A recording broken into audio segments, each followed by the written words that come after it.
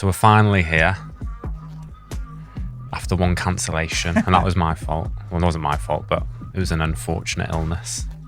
But welcome. Thank you very much. I'm happy to be here. Welcome to Liverpool. Welcome to the studio.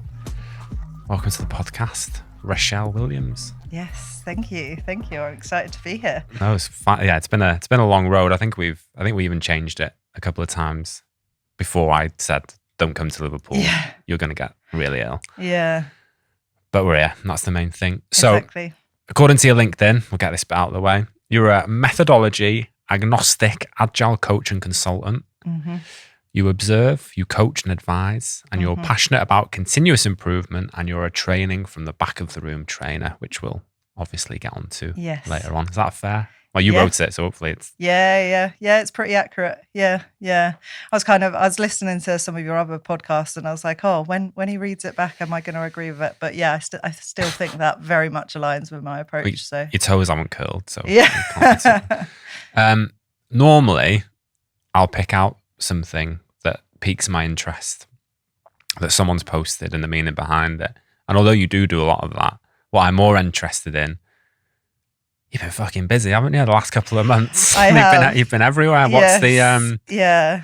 So obviously when I wrote this, I wanted to hear about your last month or so. But that was a month ago. Yeah. So you've been on like some world tour of conferences. So what's that been about? Yeah. So basically I love to travel. As I'm sure you've seen from my LinkedIn, got back from traveling last year. And I kind of set myself the goal this year of, rather than going on lots of travel for personal reasons, I'll go on travel for work reasons.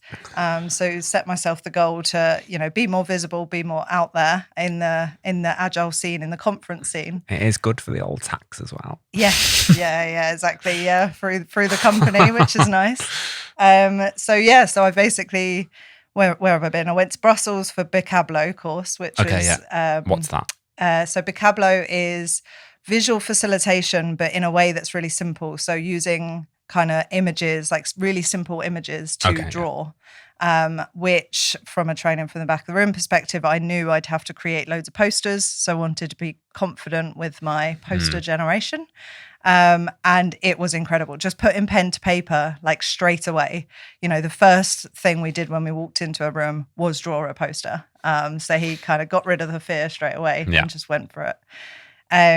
So Vocablo in Brussels, and then Global Agile Summit in Estonia. So both these countries I hadn't been for, so it's ticking my travel box. It was an Agile conference. Which is great. So, working in Agile can be quite frustrating sometimes when you kind of realize, like, is it possible? You kind of, you face like a wall sometimes with clients, which is why I love going to these conferences, because you kind of get this renewed energy of being with like-minded people that get it. It was just awesome. Just hear all the talks, like hear all the kind of the innovation that people were talking about.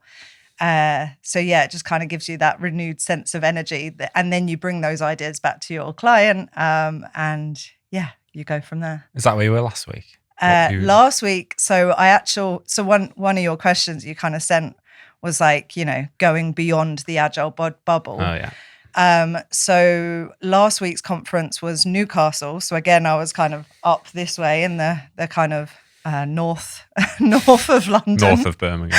Yeah.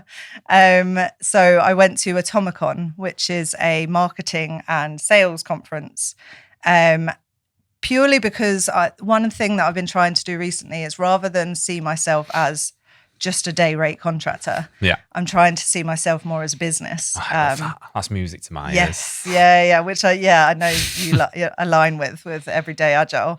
And I wanted to go to a conference that is aligned to that. So like helps me think differently beyond the Agile bubble.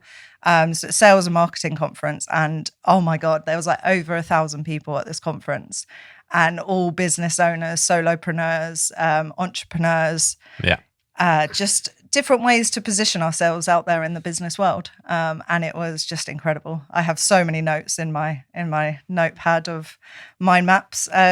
So yeah. Any Any key takeaways or one takeaway? Start with the problem. Okay, yeah. So, with sales and, selling training for the back of the room tickets, all of that, it's very easy to kind of start with, buy training for the back of the room.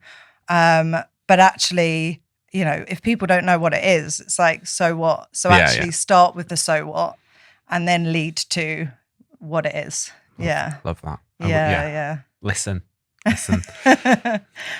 You are a business owner if you are a contractor. Anyway, that's a different pod. Maybe that's a different podcast.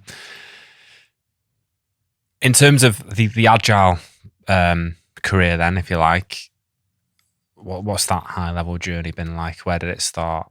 Where was the middle? Where are you now? Yeah. So, or maybe you are in the middle. I don't know. Who knows? So basically, I've been a consultant through and through since day dot. Studied business and IT at university, which led me to a graduate scheme at a consulting company. And very quick, so I studied project management and agile at uni. So I knew I kind of initially wanted to be in project management.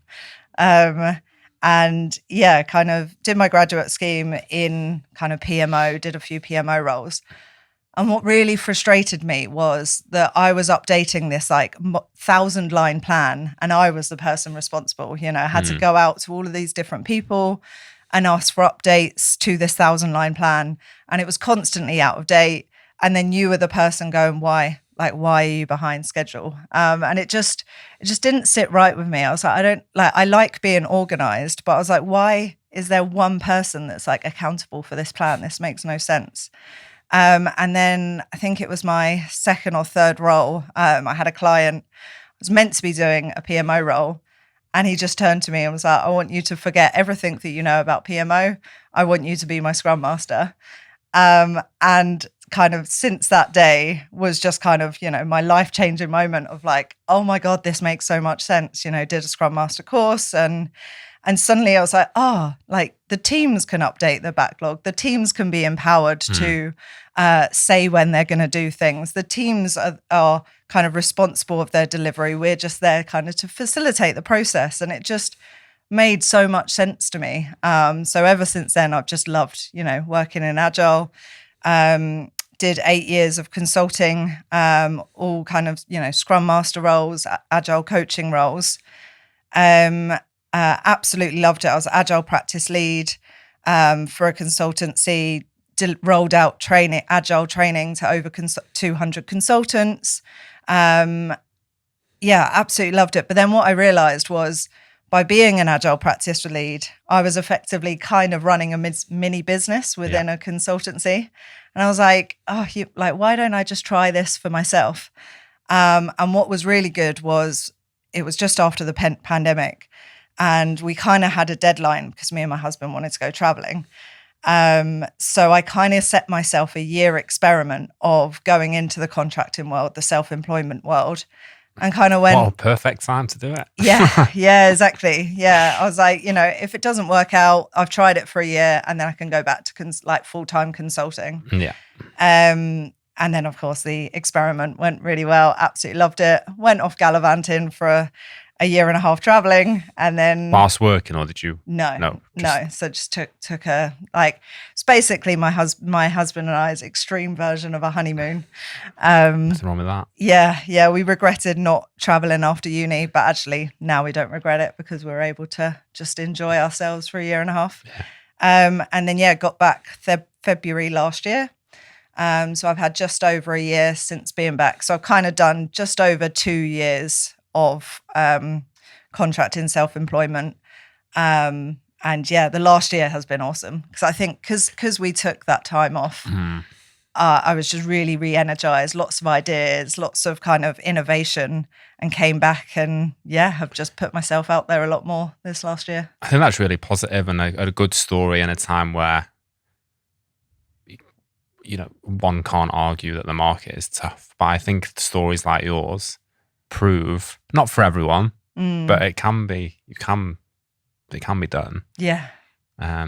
Is that fair? Is that? Yeah. Yeah, 100%. Yeah. And sometimes, be bold, give yourself that break so that you can be re-energized to try something different and believe in yourself. Back yourself. Yeah. Maybe we'll touch on that later on, but what does agility mean to you if you were to sum it up? Yeah. So I you mentioned my LinkedIn tagline. For me, continuous improvement is like at the heart of Agile, I think. So it's, continuously striving to be better as teams, organizations, finding ways that work for them, work for their context, constantly adapting, their ways of working to what makes sense for them and what ultimately works, kind of not doing things just because they said that's the way that they're going to work, adapting, finding better ways to work. So I think, Agile is all about continuous improvement. Of course, keeping, the customer at the forefront, delivering for the customer. So yeah. So you obviously are in the world of LinkedIn, conferences, meetups, training, seeing people. There's a perception of Agile at the moment. Maybe that's fair, maybe it's not. But if you ruled the world, how can we fix the perception of Agile being dead or not relevant or being a failed experiment? Yeah. It is really sad to me that Agile has been branded with this negative tone, because ultimately Agile is just aligned to the way we live our lives, the way we go about every day. Your company is called Everyday Agile. I think it's so aligned to what Agile is about. It's about aligning to how we live our lives ultimately. I would just encourage kind of organizations, teams, projects to kind of look at how they do their everyday lives. Do they create a 1,000-line plan and kind of be really strict about what they're going to do? Yeah. No, they go with the energy. They go with the kind of the moment, and adapt. They respond to feedback. If something doesn't work, they do something different. I'd encourage organizations to just kind of look at how they kind of do their lives and bring that more into the workplace. Because ultimately, the best Agile teams that I've seen absolutely love their jobs. Like they're so happy, working in their cross-functional teams, working in their really collaborative teams. That's kind of why it makes me sad that it's kind of got this negative tones, because the best Agile teams genuinely are a lot happier in the workplace. And that's like what makes me passionate about bringing Agile to organizations is kind of, bringing that kind of happiness to our jobs ultimately. The transformations that tend to fail are the ones where they've gone, we're going to do Scrum and we're going to do it exactly out of the box, or we're going to do safe, or we're going to do less. And they're very rigid about it because that's what they're used to in terms of project management. But actually it's about, adapting, continuous improvement, finding ways that work for your organization and being okay with that. If I could wave my magic wand, it would be to be methodology agnostic and just find the Agile ways that work to the organizations and to their context. Are there any other ingredients that organizations or teams, from your experience, need to benefit from Agile? So being methodology agnostic maybe is one. Are there any more? I think the big one is psychological safety. Okay. Yeah. So being able to say no, being able to push back and know that your organization is going to support you through being able to kind of say, this isn't working. Can we try something else? Because ultimately, Agile is about adapting kind of to the context, your ways of working. But you can't do that unless people are willing to say, this isn't working. And they need to be able to be safe in that environment. Do you think anyone truly is psychologically safe in work? I hope so. I like to think so. Yeah, I've definitely seen teams that have been psychological safe and just, get to the retrospectives and go, this isn't working. Yeah. But also, sometimes retrospectives can be seen as kind of just a moaning shop, just complaining. It's also having the safety to complain about things, but also having the safety to then come up with ideas and actions that can then improve it. Yeah. That's interesting. Any more? To get the true benefits of Agile. So psychological safety, methodology, agnostic. Yeah, so I've mentioned a few times the key one, which is continuous improvement. Yeah. So striving for that. And then the thing that a lot of organizations, so again, I think the reason a lot of transformations have failed is because they focused on the process, like we're doing Scrum or we're doing Kanban. But then I think the last final ingredient that they absolutely need is customer centricity, like the focus on the customer, making sure that you're getting feedback from the customer early and often and regular to ensure that ultimately you're delivering something that the customer wants or needs as well at the right time. Absolutely. Obviously, you've exposed yourself to a number of different experiences, traveling, different conferences. It's a similar question to before, really, or a similar conversation. Outside of the Agile bubble, where do you draw inspiration from, and what do you take from other places into organizations that necessarily wouldn't be aligned to Agile? Yeah, so definitely, travel. Kind of going with no plan. So when we went traveling, we booked a one-way flight and then we just figured it out from there. We were going to go for 6 months. We ended up going for 1.5 years. So kind of responding, adapting, getting feedback. So the fact that we didn't feel like we were done with traveling, so we decided to continue. I bring kind of travel a lot into what I do because it ultimately just energizes me and helps me to bring new ideas into organizations. Walking tours as well, like hearing stories. So every city that I go to, I try to, do a walking tour to just hear the kind of the local stories of, the history and what's kind of happened with that culture. And ultimately you can kind of hear these stories, and ultimately they're about people. They're about how people click and how people respond to kind of the situations that they're in. Travel ultimately is a big one for me. There's a book there, isn't there? The Walking Tour of Agile. Yeah. How culture and Agile.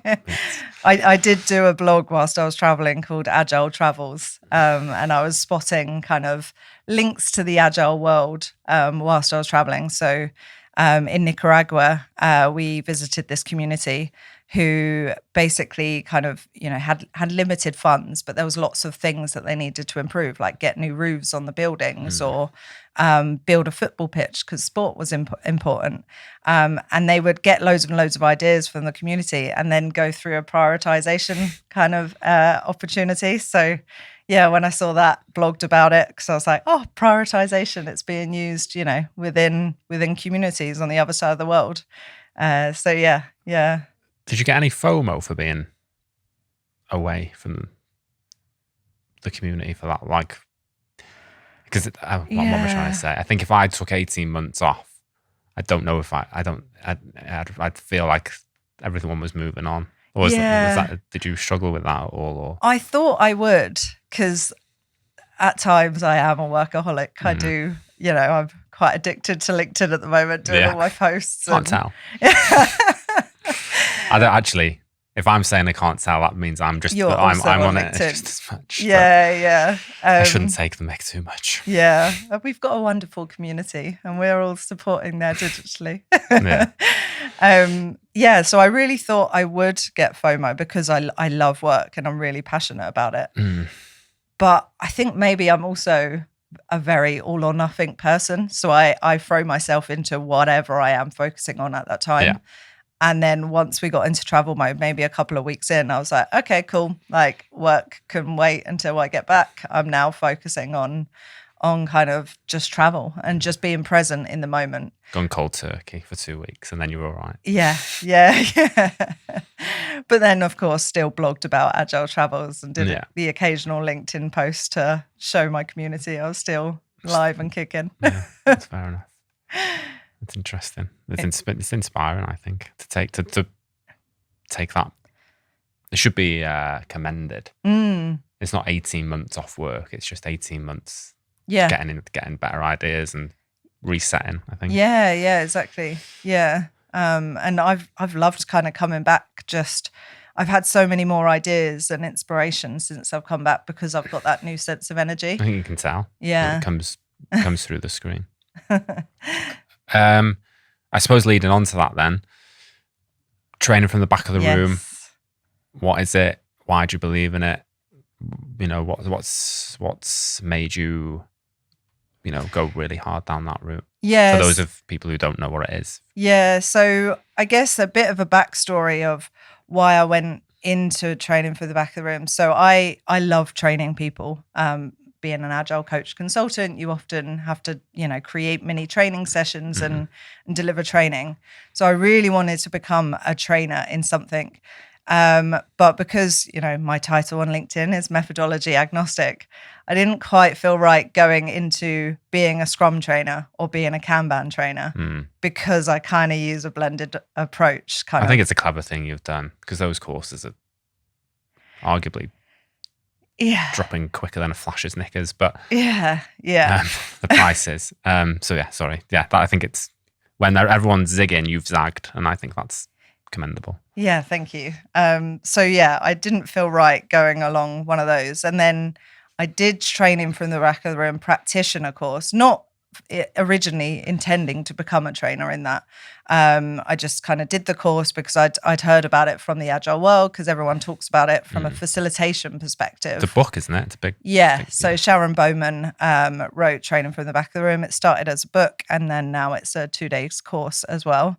Did the practitioner course literally April last year. So since I've got back. And then just absolutely fell in love with it. Just the energy of the 2 days. I've never attended a training course and I love certifications. If you look at my CV, I've done quite a few of them. I've never attended a 2-day course where my energy stayed like at this level for the entire 2 days because of the way the training course is delivered. It's delivered using its techniques. It just became a no-brainer to me. So what is training for the back of the room? It's a technique to deliver training, conferences, workshops, any kind of learning experience in a way that engages people throughout. So it's learner-led rather than trainer-led. And kind of the quote we like to use in the community is moving yourself away from the sage on the stage to the guide on the side. So typically traditional training is someone standing at the front with slides behind them talking at the group, and then the group will very quickly switch off. Whereas training from the back of the room completely spins it in the head and follows this 4Cs structure that we teach as part of the course to ensure that every 10-minute segment, you get a bit of content and then you do a bit of practice, bit of content, bit of practice. And then that's tail-ended with connections at the start and then conclusions at the end. So it just ensures that people are engaged throughout. And then it uses brain science. So it recognizes, that we learn because of our brains. And then there's 6 key principles that we teach as part of the course to ensure that when you're using tools and techniques, you're keeping the brain and the way that we learn at the forefront. So images over words, movement, getting oxygen to the brain, because if you've got oxygen, you're going to pay attention. Writing, through the art of writing, you can't physically focus on anything else because you're having to think about the thing that you're writing. So there's all of these different principles that ultimately ensure that the training sticks. So you're not just training to tick a box, you're training to ensure that people learn something and take something away. I've just typed guide on the side. I like that. Has that helped you from when you've been going in as a consultant as well? Yeah, massively. So it's, I try to kind of see myself as a partner to organizations that I work with. The guide on the side very much is, I'm partnering with them. I'm not kind of, yes, sometimes I might come up with solutions, but it's not all about me giving the solutions to my clients. It should be us coming up with the solutions together. So partnering together or guiding them to come up with their own solutions as well, which can be difficult at times. But ultimately, they're the ones that are taking ownership of it. And as a consultant, I think it's really important for us to see that we should be making ourselves redundant from roles, which kind of sounds negative, but ultimately, if you've made yourself redundant, then it means that the team is left with the information and not you. Yeah. You're leaving them to be able to drive it forward beyond the time of you being there. So are these courses face to face or online or a mix? Yeah. Well, the one that I'm certified to deliver is face to face. Do you prefer that? Yeah.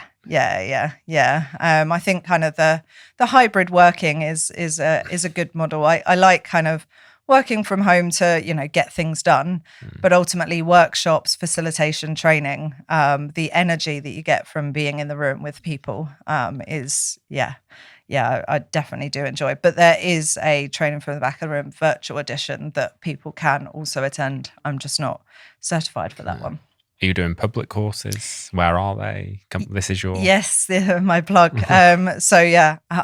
On LinkedIn, as we speak at the time of recording this podcast, I'm doing on the 24th of June. Yes, yeah. I'm doing a survey or a poll, on LinkedIn to try and find my next date.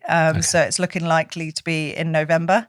But I'm just trying to work out kind of, what days of the week work with people. And then also, so as of yesterday, the poll I discovered Tuesdays and Wednesdays, so it's a 2-day course. Tuesdays and Wednesdays or Thursdays and Fridays apparently are a good day to do training, as of my poll.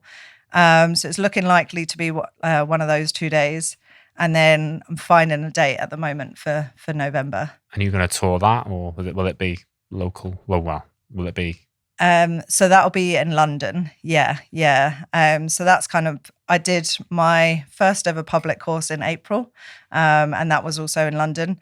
But yeah, I love to travel. So if there's ever any kind of public training opportunities, if you have an audience in Liverpool, I'd be happy to come up here again.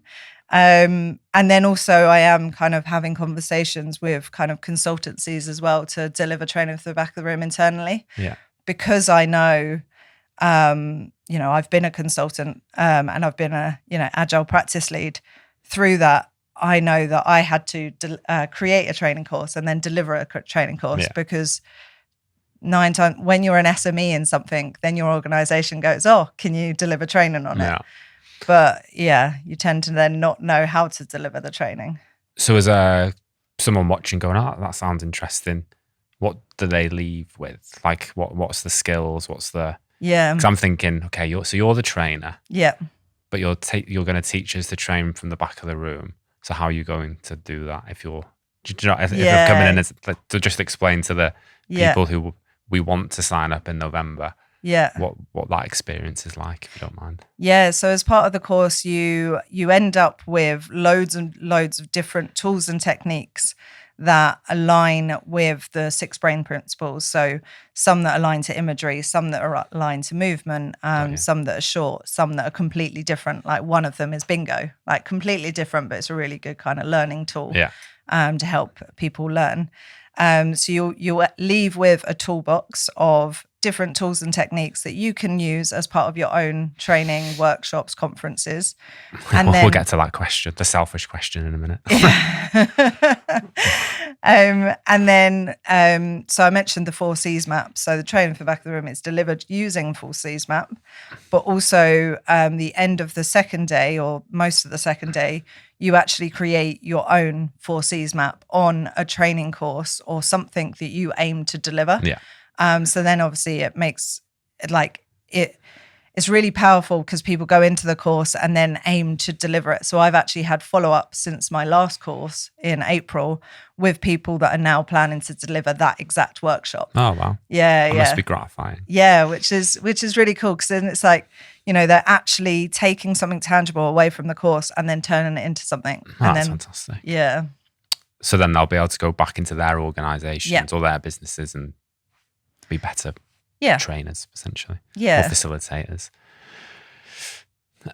If you were running a conference, what would you advise people to do to make it a better experience from the back of the room trainer's perspective? Yeah. Really, really good question. So I have actually, in the conferences that I've been going to this year, you've seen that I've been busy. I've been noticing the best conference talks do use training from the back of the room techniques that I recognize. So it's getting some sort of engagement straight away. So the best ones are like they ask a question at the start and then maybe get a pair share, like get people talking to their partner. So you're connecting to the topic that they've just asked and connecting to someone in the room.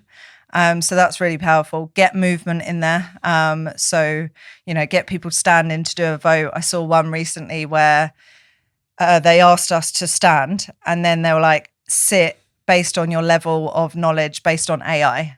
So it's like 10, 9, 8. He did a countdown and then we then sat down sort of where we've kind of rated ourselves on the knowledge. And what was really powerful, so he did that at the start of his conference talk and then did it at the end and then gave us a load of information in the middle.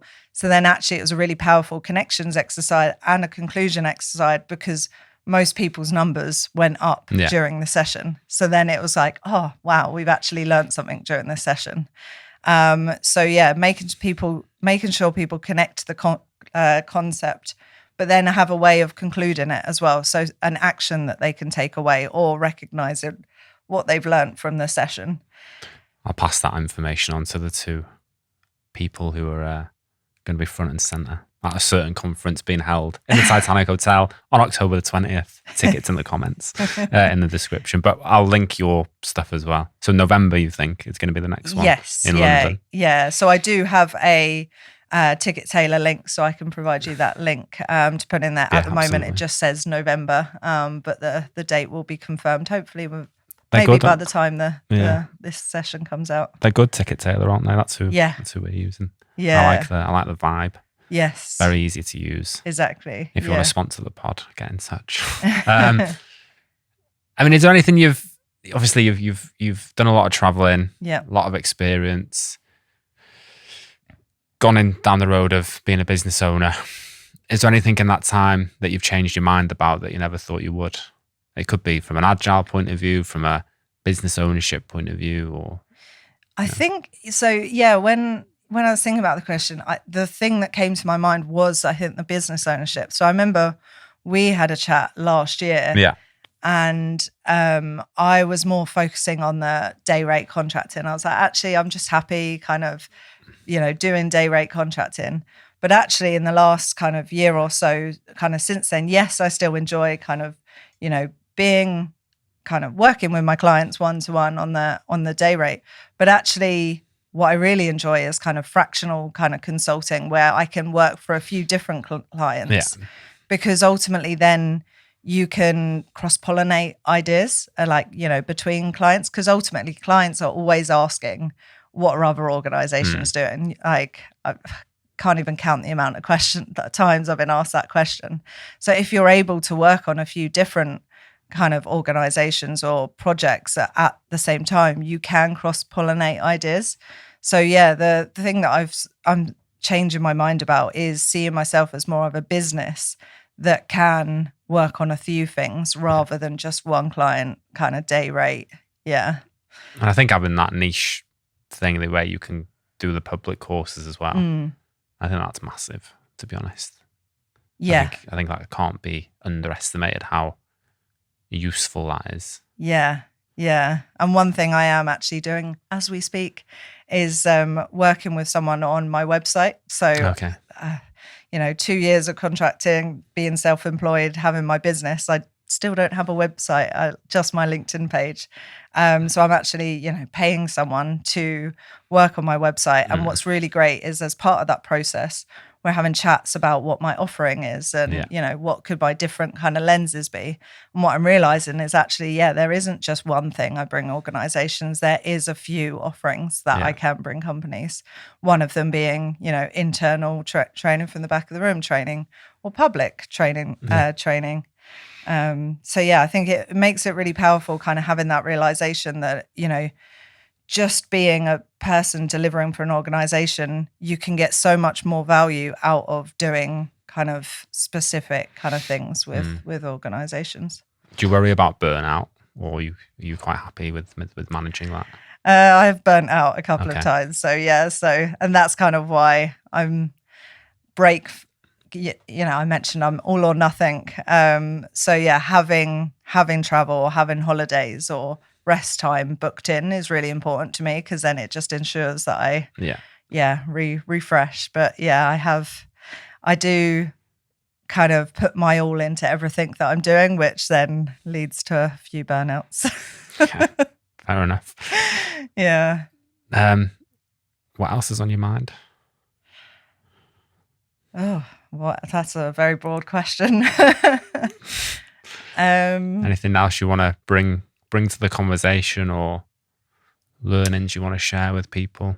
Yeah, so I guess from the training from the back of the room perspective, is one thing that I've learned recently, or sort of over this last year or so, is even though it's called training from the back of the room, that can put a lot of people off. Okay. So I've submitted a few kind of conference talks, and the feedback I've got from a couple of sessions is, yeah, but not all agile coaches or scrum masters deliver training. So I'm not sure training for the back of the room is necessary for them. But actually, it's not just about training. I kind of now see it as ... from the back of the room. Yeah, like facilitation from the back of the room. Or so consultant from the back of the room. Yeah, just last week I was I travelled for my client to deliver a cross-team retrospective. Okay. Yeah. Which was following another cross-team retrospective that I did for my client about a month or so ago. And that whole plan for the workshop I delivered using a 4Cs map, and then some of the tools and techniques that I deliver as part of the training for the back of the room in that workshop. So what I've discovered is it's a really powerful facilitation tool for workshops. And, most agile coaches or scrum masters will need to facilitate a workshop. Facilitation's such a skill gap as well. Yeah. I think. Yeah. From what I see, like, there's a difference between running a session and facilitating a session. Yeah. Because I remember in the early days, I would, create a really rigid plan for the session and then expect it to follow that rigid plan.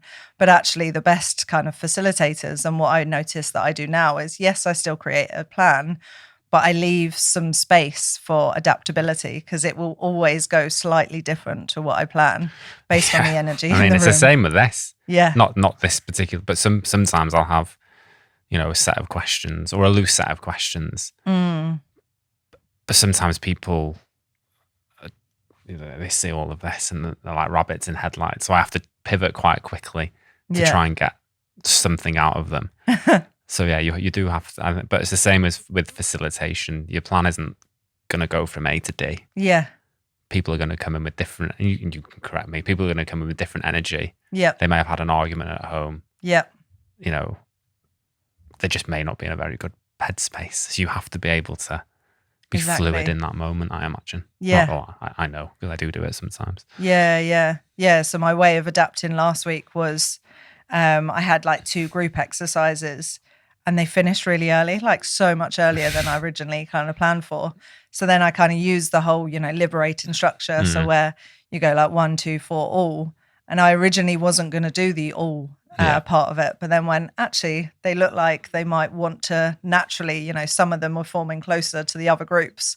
So I took the opportunity to adapt and go, maybe let's like discuss as a whole group now and use this extra time. And I could see that they really valued that opportunity to even, share the ideas even more.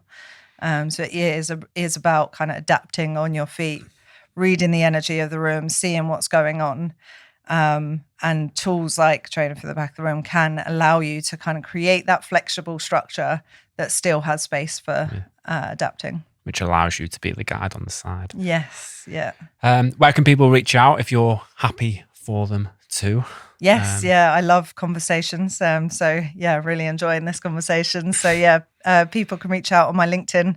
That's probably the best way to get me, Rachelle Williams. on LinkedIn, have a name like Rachelle. I don't think there's many of us on there. So yeah, connect on LinkedIn, pop a note into my DMs, and then arrange a virtual coffee. Really enjoying just kind of, taking conversations beyond just LinkedIn. I think LinkedIn is a really powerful community, but also it's really important to have virtual coffees, sort of chats to actually just get to know people. So what's next? So I mentioned working on my website. Currently kind of have a day rate contract, which we'll see may or may not be finishing at some point. So it's kind of now maybe thinking about moving into the more kind of fractional consulting piece. So finding kind of a few different pieces. Looking to kind of spread my agile magic across different teams, and then training for the back of the room publicly in November, and then internally hopefully for organizations as well. Would love to have more of a chat with anyone that thinks that their company can use training for the back of the room, because naturally if I come to you, it's a lot easier than sending a load of people on a course. Cool. Yeah. Any final thoughts? Don't think so. No. I think we've covered a lot of ground in this conversation. So thank you so much for having me. It's all right. Thank you for making the effort to come up. It is appreciated, and I know people would have got a lot of value from this. And thank you so much. Yeah, thanks for having me.